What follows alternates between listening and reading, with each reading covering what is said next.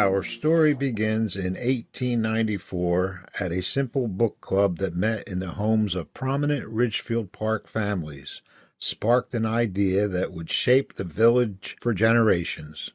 Members of the Barnes, Murhoff, Dutt, McNeil, Abbott, Mergler, and Brewster families believed that books shouldn't be a privilege for a few, but a resource for everyone. Soon after, a small library of just 500 volumes was born. It was located inside the Women's Bazaar, owned by Mrs. E. M. Barnes and Mortimer Smith, at the corner of Lincoln Avenue and Mount Vernon Street. It was opened Saturday evening from 7 to 9, where Mrs. Diekman welcomed villagers as the library's first librarian. However, after a fire destroyed the Women's Bazaar in 1914, the library replaced the collection and moved to a room inside the municipal building with $300 for its upkeep in 1916. The librarian at the time was Mrs. Muriel Kern, who earned $3 a week, cataloging books, issuing library cards, and maintaining the card catalog. By 1919, with Morton Brewster as the chairman, the library had grown to 2,800 books and circulated more than 12,000 items in a single year. The community had spoken clearly. The library mattered. And in 1920, voters agreed, 4-1, that the library should become a municipally owned institution. The Library Association held its final meeting in January 1921. It was then known as the Free Public Library, with C. Mergler serving as its first president.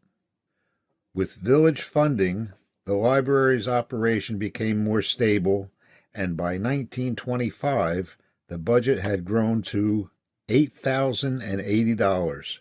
Supporting a circulation of more than 70,000 items.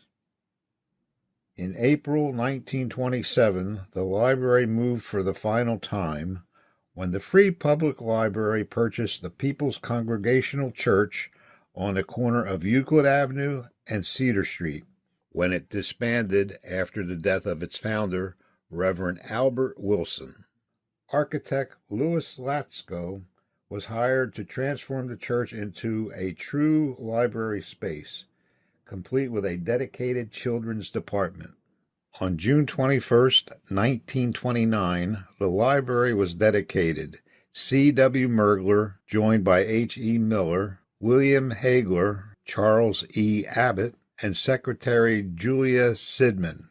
Mrs. Muriel Kern led the library as director, supported by Mrs. Kohler and Miss Mabel Renee.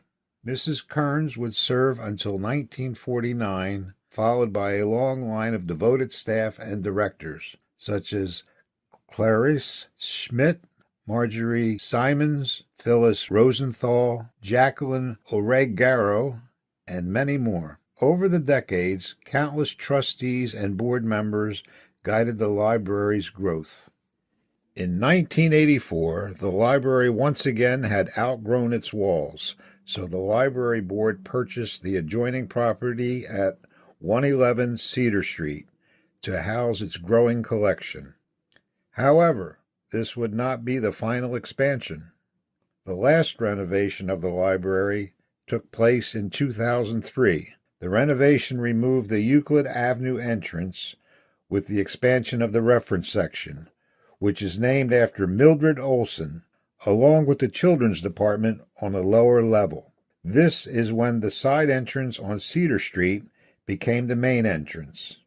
This renovation also expanded the meeting room and the Greg H. Olsen Local History Room, which is named after Dr. Gregory Olsen, who was the major contributor to the renovation. From a handful of books in a borrowed room to a cornerstone of village life, the Ridgefield Park Public Library has always been more than a building. It is a testament to the people who believed in knowledge, community, and the power of a shared story. Thank you for watching the story of the Ridgefield Park Public Library. As we celebrate National Library Week, we invite you to continue the journey with us. Since the Greg Olsen Local History Room is located inside the library, we're celebrating National Library Week by releasing a series of videos that bring the library's history to life. Follow our YouTube channel and Instagram to catch the new videos premiering throughout the week.